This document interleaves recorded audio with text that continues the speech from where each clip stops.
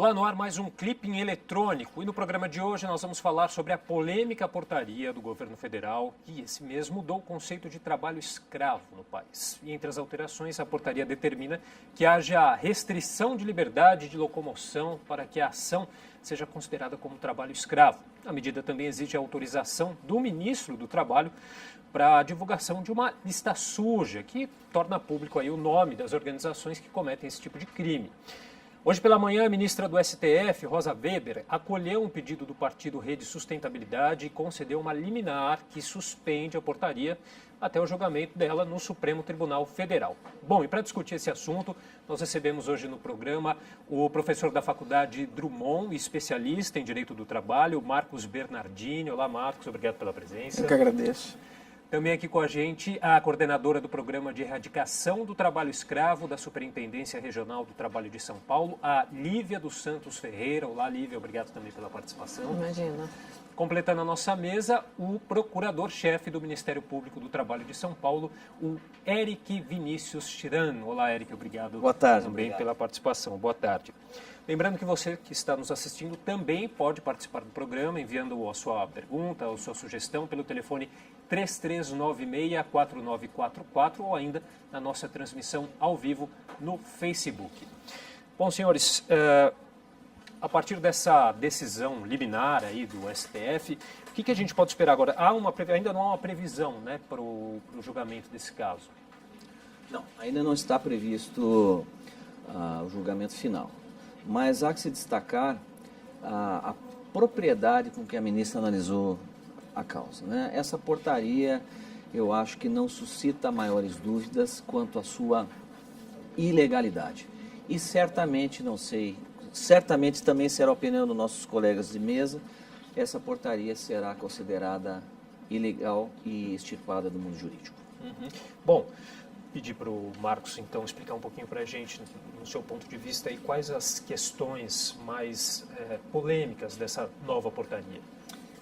Na verdade, a portaria do Ministério, então, ele veio com, a princípio, o intuito de falar a respeito do seguro-desemprego e trouxe ali uma alteração substancial naquilo que seria, então, o trabalho escravo. Colocando, então, tantos óbices a se classificar, a se considerar, então, o trabalho escravo, a ponto de que, na prática, eu acredito que a possibilidade de ter isso seria quase que inviável, não é? Uma das piores alterações, inclusões, então, que veio com essa portaria foi a necessidade de que o trabalhador, então, considerado escravo, ele tinha que ter a sua liberdade de ir vir tolhida, não é? Ou seja, indo na contramão de todos os preceitos modernos de trabalho escravo. O nosso Código Penal, que é da década de 40, né, já não falava mais a respeito dessa necessidade. Então, não é porque eventualmente o trabalhador ele tem tolhida a sua liberdade de locomoção que ele não pode ser considerado escravo, né? Esse foi um dos pontos fundamentais para considerar, então, a ilegalidade, inconstitucionalidade, então, dessa portaria. Mas não parou por aí, ela trouxe uma série de outros óbices, como, por exemplo, a real necessidade de boletim de ocorrência, não é? De estar presente um policial acompanhando, ou seja, inviabiliza. Nós sabemos a real situação da polícia do país, eles não conseguem acompanhar outras diligências criminais mais importantes, que dirá então acompanhar o auditor do trabalho numa fiscalização. E sem esse acompanhamento, segundo a portaria, não poderia então mais haver a autuação, ou seja, criou ali tantos embaraços, tantos imbróglios, que na prática quem atua, quem sabe mesmo, já consegue verificar que não haveria mais atuação por conta dessa situação. E aí, de forma bastante feliz, e eu acho até que foi feliz a distribuição ser com a ministra Rosa Weber, porque ela tem formação acadêmica na área de direito do trabalho, então ela, melhor do que qualquer outro ministro sabe do que está sendo tratado, deu essa liminar e não foi, né, como o Eric disse, não foi só uma liminar simples, né, ela vem lá com 20 páginas dando uma lição a respeito da inconstitucionalidade, do que é o trabalho escravo e de que a portaria realmente está na contramão de todos os organismos internacionais sobre o tema. Como diz aqui, aspas aqui para a ministra Rosa Weber, como revela a evolução do direito internacional sobre o tema, a escravidão moderna é mais sutil e o cerceamento da liberdade pode decorrer de diversos constrangimentos econômicos e não necessariamente físicos. Bom, vou passar a palavra aqui, eu indelicado deixei a Lívia aqui por último. Lívia, eu queria que você falasse um pouquinho primeiro, então, do trabalho realizado aí como coordenadora do Programa de Erradicação do Trabalho Escravo da Superintendência Regional do Trabalho aqui de São Paulo. A Superintendência de São Paulo tem um programa ao qual eu coordeno, né, que atua no combate ao trabalho escravo em todo o estado de São Paulo. Há 10 anos já que esse programa vem fazendo, tem uma política coordenada e organizada para tentar combater esse tipo de trabalho, né, no estado. É importante ressaltar que a gente não consegue atender o número de denúncias, a quantidade de problemas que tem aqui no estado, justamente porque esse é um estado que atrai muitos trabalhadores, né? Digamos que é mais fácil atrair esses trabalhadores que são vulneráveis a esse tipo de crime, né, de trabalho. Então, E esse trabalho também é desenvolvido há mais de 20 anos, mais de 22 anos pela Secretaria de Inspeção do Trabalho, né? Já tem uma política muito consolidada, política que inclusive que ensejou mudanças legislativas. Então, o artigo 149 do Código Penal, na forma como ele está hoje e que essa portaria pretendeu alterar, ele foi construído a partir do todo o conhecimento gerado pelas fiscalizações do Ministério do Trabalho, do Grupo Móvel, que há muitos anos já vem sendo a ação da política do Estado brasileiro no combate ao trabalho escravo. Então, a forma como o artigo 149 está escrito, ele só é um reflexo do que realmente a fiscalização sempre encontrou.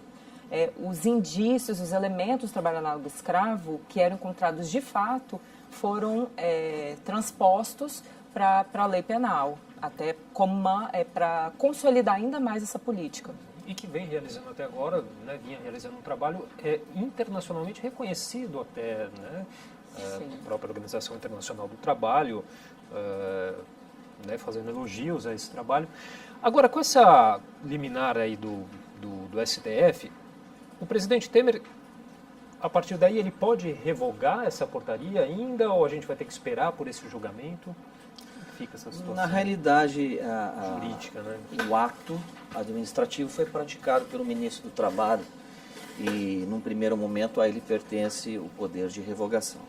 Né? Ministro Ronaldo Nogueira. Exatamente. Eu conheço, assim, particularmente, já tive contato pessoal com o ministro nas nossas reuniões nacionais. Eu tenho certeza, é uma pessoa muito, assim, ponderada, uma pessoa muito esclarecida. Tenho certeza absoluta que isso foi uma demanda mais política do que jurídica. Portanto, independentemente ou não da liminar da ministra, eu tenho quase certeza absoluta que ele iria rever esse ato. Né? Apenas pegando um gancho aqui da Lívia, eu quero registrar também que o Ministério Público do Trabalho tem uma coordenadoria nacional, a CONAET, Coordenadoria Nacional da Erradicação do Trabalho Escravo, né? que possuem várias unidades regionais, núcleos regionais. Aqui na 2ª região, eu sempre fiz parte desse núcleo, atuei diretamente em campo, juntamente com os auditores fiscais do Ministério do Trabalho. Diga-se o registro aqui, Felipe e Marcos, são pessoas absolutamente preparadas, certo? Nós escutamos discursos no sentido de que não, é um mero fiscal que vai lá, que exagera no alto, são procuradores sem preparo nenhum, se referindo ao Ministério do Trabalho. Então eu posso deixar claro e assim tranquilo à população de que somos servidores altamente preparados para o exercício dessa atividade.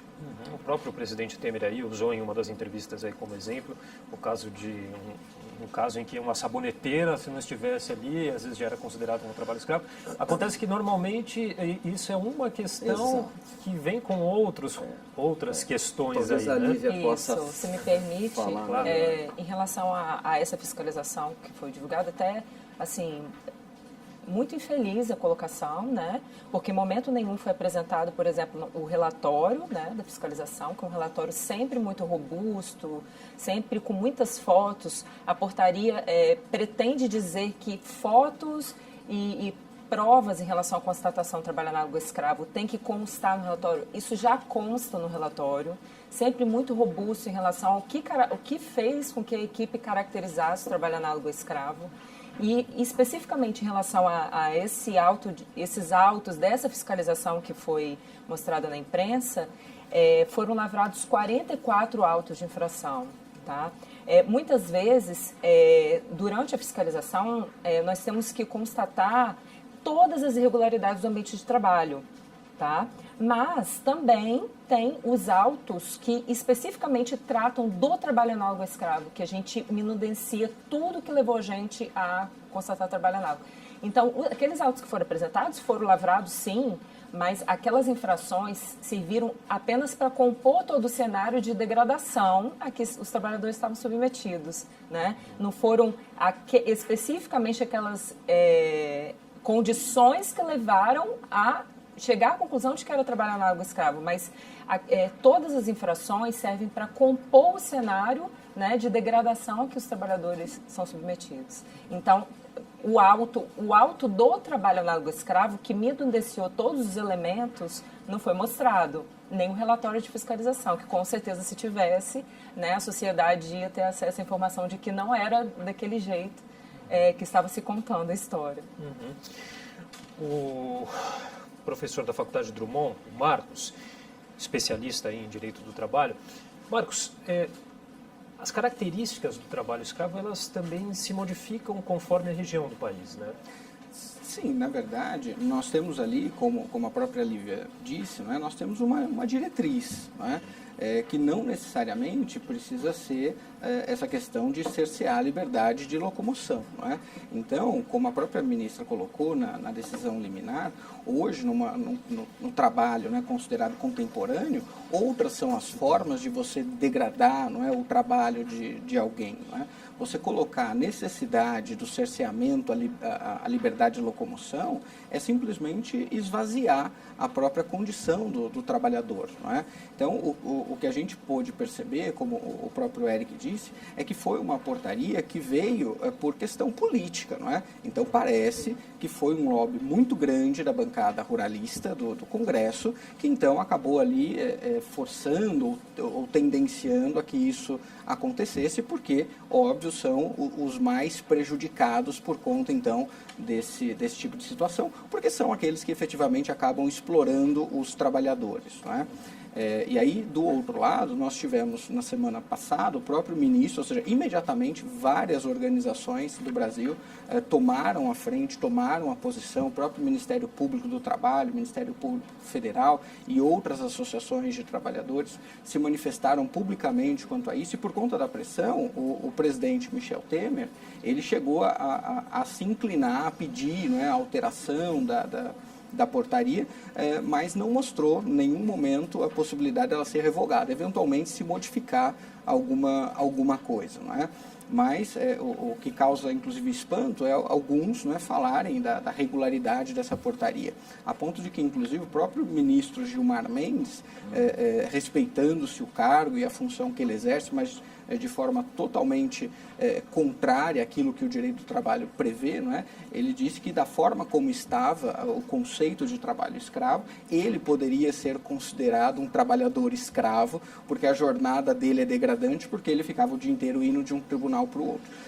Com todas as ressalvas, é um absurdo o que está dizendo, é alguém que então não tem conhecimento da realidade do trabalhador escravo, porque falar que eu ir de carro de um tribunal para o outro, no carro oficial, com um motorista e ganhando muito bem para isso, se isso é trabalho escravo, eu quero me escravizar imediatamente. Né? Mostra É até um um absurdo. pouquinho uma falta de conhecimento do que é a Exatamente. situação. É uma falta de conhecimento, eu acho que é uma falta de respeito com o próprio trabalhador que é submetido a isso, é uma falta de respeito com o Ministério Público do Trabalho, com o Ministério Público Federal e com os auditores que vão ali em loco, vão nesses locais e veem efetivamente o que é um trabalhador nessa condição e que, é óbvio, é extremamente diferente daquilo que ele conseguiu falar, ou seja, é um dissenso absurdo. Essa questão da locomoção é muito presente, né?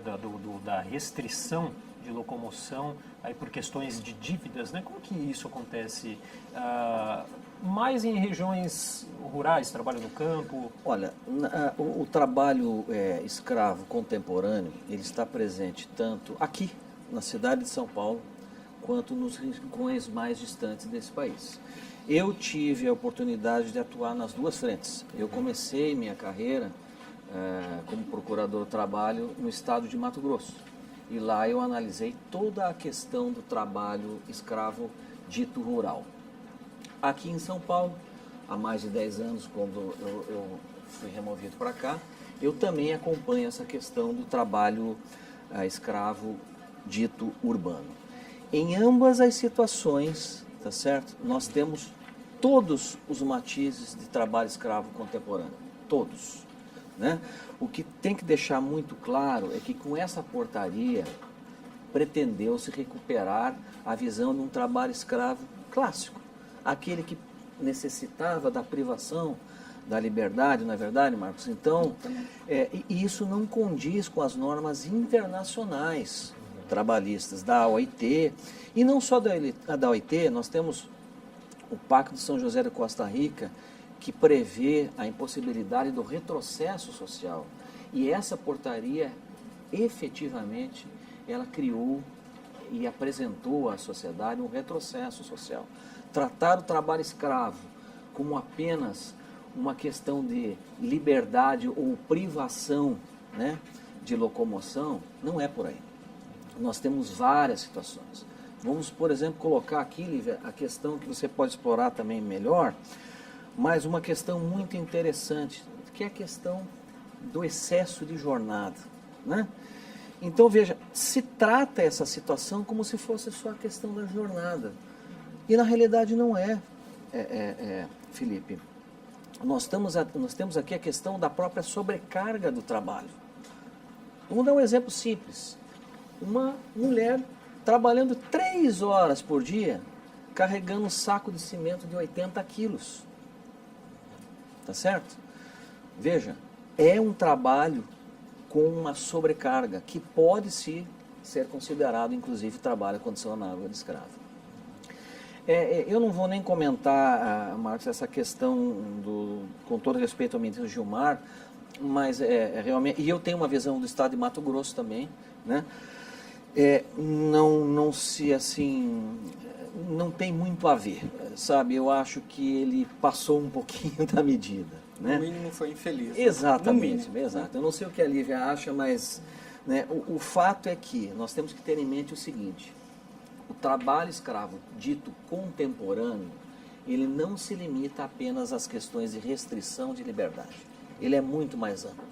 Aqui em São Paulo, nós temos uma questão das oficinas de costura, a questão ambiental é muito forte, que é o trabalho dito degradante, com condições ambientais. Então, são várias situações que certamente os colegas da bancada aqui irão discutir também.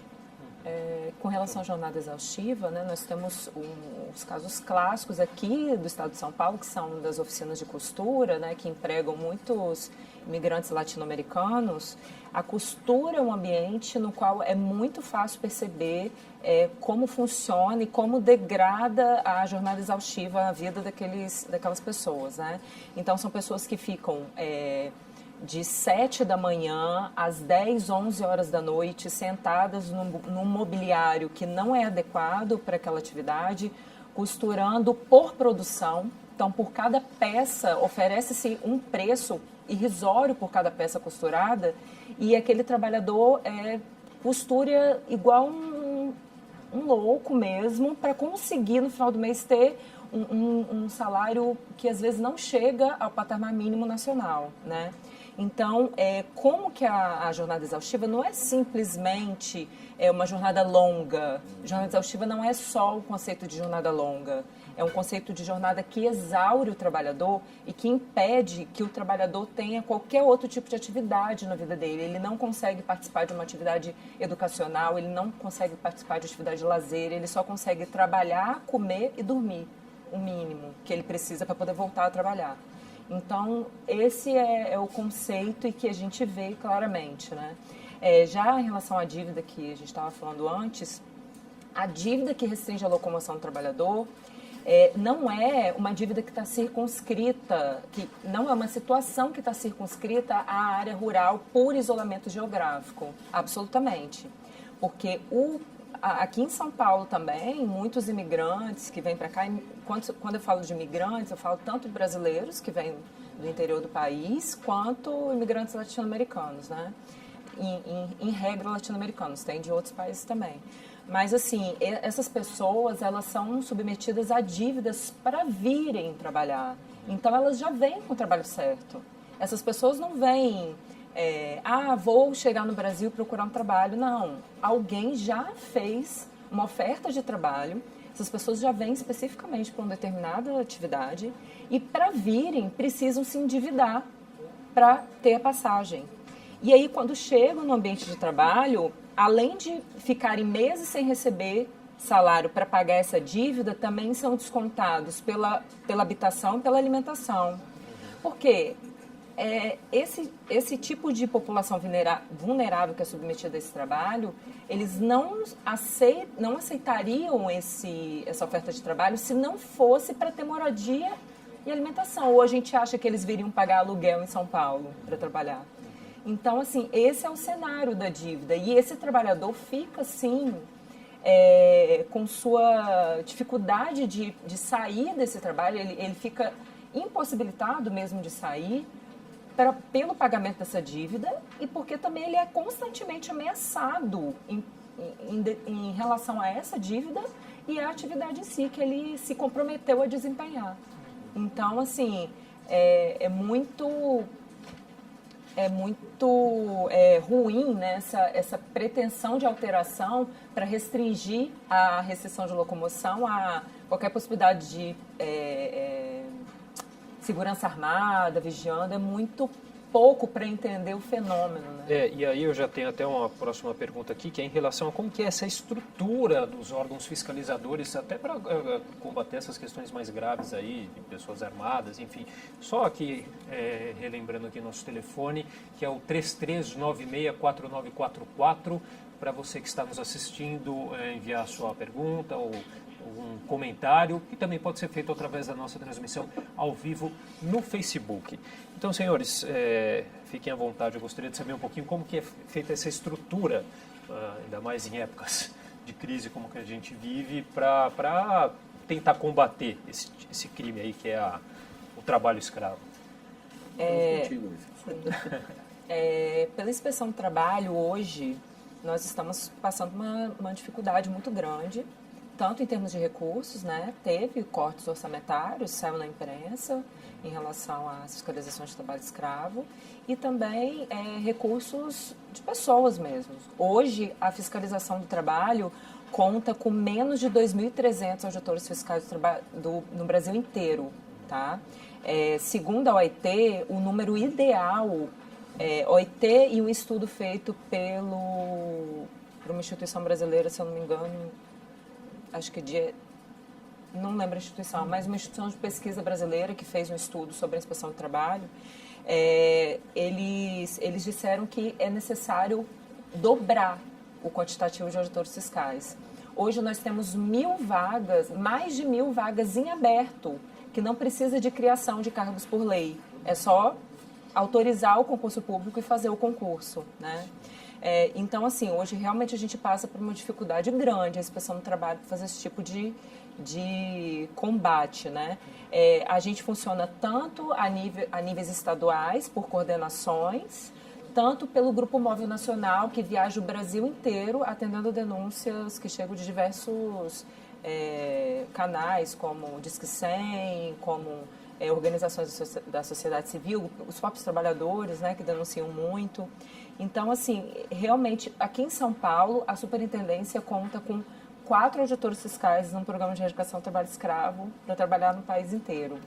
4, assim, fixos, e alguns colegas que também participam de algumas ações, mas assim, a gente pode contar no máximo aí com uns 15 auditores fiscais no estado inteiro que efetivamente participam das ações de trabalho escravo, porque também tem outras frentes de trabalho, precisa de gente, né? Então, hoje, a Inspeção do Trabalho se manifestou, né, pela ilegalidade da portaria na nota técnica 268 de 2017. Os grupos de combate ao trabalho escravo hoje no Brasil inteiro estão todos parados, tá? Até pela insegurança jurídica que essa portaria trouxe à atividade. E amanhã vai ser uma paralisação nacional dos auditores fiscais pela manifestação, com manifestação pela revogação da portaria. Está mantido mesmo com essa liminar? Está mantido porque o governo tem que revogar essa portaria. Essa portaria é manifestamente, amplamente legal em todos os sentidos. Então, a gente aguarda a revogação da portaria pelo presidente, que pode ser feita a qualquer momento. A gente tem a lista, né, a chamada lista suja aí, que divulga aí os nomes das organizações que cometem esse tipo de crime. Essa lista também sofreu alterações importantes aí que acabam prejudicando esse trabalho, que era um trabalho muito bem visto também, né, a divulgação desses nomes. Assim, na verdade, sem a autuação do auditor, né, do fiscal, o nome acaba não indo para essa lista, né? Então, se eu inviabilizo a fiscalização, se eu inviabilizo a própria autuação, criando então uma série de formalidades que na prática vão gerar a nulidade de eventual autuação, ou mesmo inviabilizando totalmente, então o nome daquela pessoa que estaria explorando o trabalhador escravo, ele não vai para essa lista, né? Então, ou seja, eu teria ali uma dificuldade tão grande que o nome não iria para lá, não é?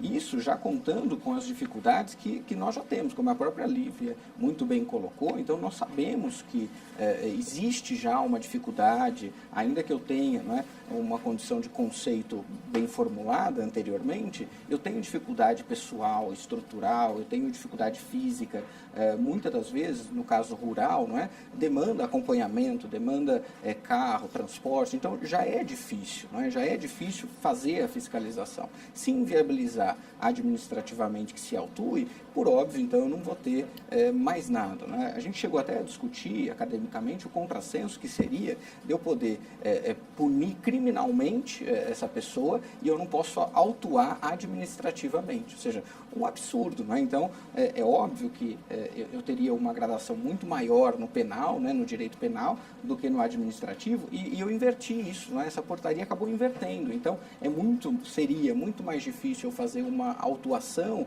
administrativa do que prender a pessoa, né? Eventualmente poderia prender a pessoa em flagrante, porque o Código Penal não alterou, jamais uma portaria poderia vir nesse sentido, mas do outro lado, o auditor fiscal poderia ficar de mãos atadas, né? Então, a pessoa poderia ir presa e o auditor não poderia fiscalizar, não poderia efetivamente autuar, né? Então, tudo isso, me parece, realmente veio com uma tendência forte e uma exigência aí da bancada ruralista por conta de que o governo precisa, né, no atual momento, e todos nós sabemos, de votos, né, no Congresso. Ele está ali cedendo a muitos caprichos da grande parte dos nossos deputados, exatamente porque ele não pode, nesse momento, se indispor, né? E aí nós estamos vendo já há algum tempo, e me parece que o direito do trabalho tem sofrido muito com isso, não é? Com a degradação do próprio direito do trabalho, com a flexibilização de normas que não poderiam ser flexibilizadas, com um retrocesso muito grande, não é? Então, tivemos aí a reforma trabalhista, que vai entrar em vigor agora em novembro, que veio no mesmo sentido, não é?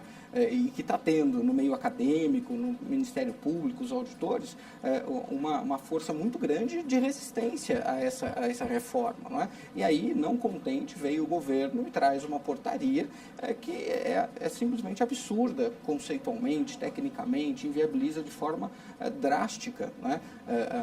O que seria o trabalho escravo, ou seja, inviabiliza. De um lado, então, eu tenho uma exploração tremenda, não é? Ainda que eu não tenha o cerceamento da liberdade, mas eu tenho jornadas excessivas, eu tenho condições insalubres, não é? E não só no âmbito rural, mas ainda aqui, não é? Em São Paulo, nós temos a indústria têxtil aqui, que é reconhecida como sendo, então, uma usuária desse trabalhador por conta de imigrantes, que vem, ficam horas e mais horas, normalmente acaba vindo inclusive com a família, às vezes você vê notícias em que foi fotografado a mãe, às vezes grávida, com os filhos ali naquela condição, sem iluminação, sem nenhum tipo de higiene, não tendo comida, ou seja, sem nenhuma condição, não é? Mas ela tem liberdade, em tese, de locomoção, não é? Ela não fica presa, ela não está algemada, nada, não é? Então, se numa situação dessa, ela não poderia haver autuação, não é? Então, é um absurdo que nós estamos vendo do governo. Essas reformas ditas necessárias têm vindo no direito do trabalho num sentido de retrocesso internacional e mesmo do próprio direito do trabalho interno. Não é? Então, a norma como a CLT, que é da década de 40, teve um retrocesso. Não é? Então, é absurdo a gente falar que uma norma da década de 40, que é a nossa CLT, conseguiu, por conta de uma legislação atual, de 2017, retroceder. Não é? É ridículo, é absurdo, mas infelizmente é isso o que tem acontecido, é isso que a gente está vendo na prática. Olha, antes essa lista suja, né, ela era organizada e divulgada pela Divisão de Fiscalização para Erradicação do Trabalho Escravo. E agora a organização fica a cargo da Secretaria de Inspeção do Trabalho e a divulgação será realizada por determinação expressa do Ministro do Trabalho. Isso mesmo, Eric? Eu acho que seria mais conveniente a Lívia falar sobre o assunto também, mas antes de passar a palavra, que é mais afeto ao Ministério do Trabalho, eu gostaria de reforçar o que a Lívia falou, Marcos, no sentido da questão orçamentária. Nós estamos vivendo uma situação muito drástica de redução orçamentária.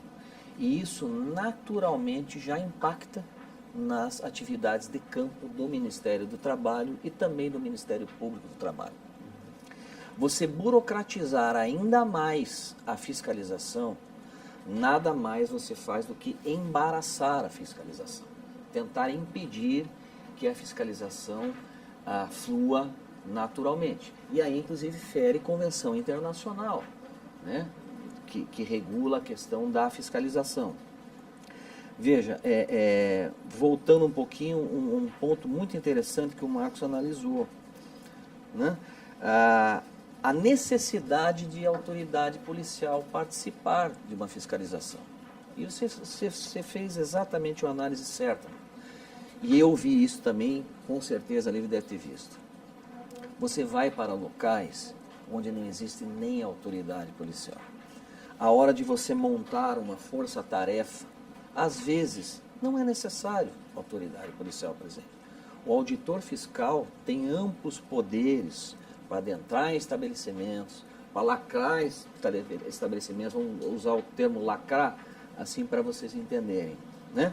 Para impedir o funcionamento. Então, às vezes, não é necessário a autoridade policial. E este caminho, né, traçado na portaria hora suspensa, ele na realidade ele visa claramente impedir a atuação de auditores como a Lívia. Né? Eu não sei se... Eu acho que seria bom você comentar a questão da lista suja, né? Que é bem da sua... Fique à vontade, Lívia. É importante, né, até esclarecer para o telespectador como funciona, né? Como que o empregador chega a estar na lista suja, né, do trabalho escravo. Então, depois da fiscalização, responsabilizar, né, por meio de lavraturas de autos de infração e relatórios de fiscalização, no qual a gente minudencia tudo que levou a gente a concluir pelo trabalho análogo ao escravo. E aí o empregador é responsabilizado, esse auto de infração, depois de entregue para o empregador, ele vai seguir um trâmite administrativo, no qual o empregador vai ter ampla defesa, então vai poder recorrer do que está alegado no auto. São 2 instâncias administrativas, tá, de julgamento do auto de infração dentro do Ministério do Trabalho. Então tem a primeira instância e depois tem a segunda. A partir do julgamento da segunda instância, se a segunda instância entender que realmente ele foi submetido a trabalho análogo a escravo, o nome dele vai para a lista suja. Então, o nome do empregador vai para a lista suja por uma questão técnica, né? E que já foi analisado por 2 instâncias dentro do Ministério do Trabalho, ele podendo se defender, enfim. E ele ainda pode vir a entrar com uma ação na Justiça, eventualmente, e discutir esse auto de infração na Justiça. Então, só depois dessa decisão ainda, se a Justiça der algum efeito suspensivo ou liminar, que o nome dele entraria nesse cadastro. Então, a entrada do nome do empregador no cadastro é simplesmente uma questão, uma decisão técnica, né? Porque ele foi realmente condenado, apesar da ampla defesa, e também o princípio da publicidade. A sociedade e o mercado têm que saber que aquele empregador utilizava de força de trabalho análogo ao escravo, né? Então, quem compra dele, o mercado internacional, se algum comprador internacional, se ele for exportador, enfim, a sociedade tem o direito de saber isso, faz parte do princípio da publicidade. Então, isso nunca pode ficar na mão do ministro, isso é uma decisão política de decidir se vai ou não divulgar, né? E ainda mais com datas, né, para serem divulgadas. Imagine se tem um julgamento de um auto em janeiro e esse nome só vai em junho para a lista, sabe? Então, assim, uma decisão sempre foi uma decisão técnica, né? E mais, sempre foi um mecanismo muito parabenizado internacionalmente, pois é uma política pública, né, preventiva, educativa também, né, para o empregador, e que o Brasil sempre foi reconhecido por utilizar-se desse instrumento como política de combate ao trabalho escravo. E a gente até recebeu aqui uma nota do escritório da Organização Internacional do Trabalho aqui no Brasil, que diz o seguinte: 20 anos de trajetória no combate à escravidão contemporânea tornaram o Brasil uma referência mundial no tema. No entanto, com a edição da portaria 1129, o Brasil corre o risco de interromper essa trajetória de sucesso que o tornou um modelo de liderança no combate ao trabalho escravo para a região e para o mundo. Essa nota aqui da Organização Internacional do Trabalho. Bom, a gente está chegando já no final do nosso programa. Eu gostaria de uma consideração final de cada um de vocês. A gente pode começar pelo Marcos, então. Claro.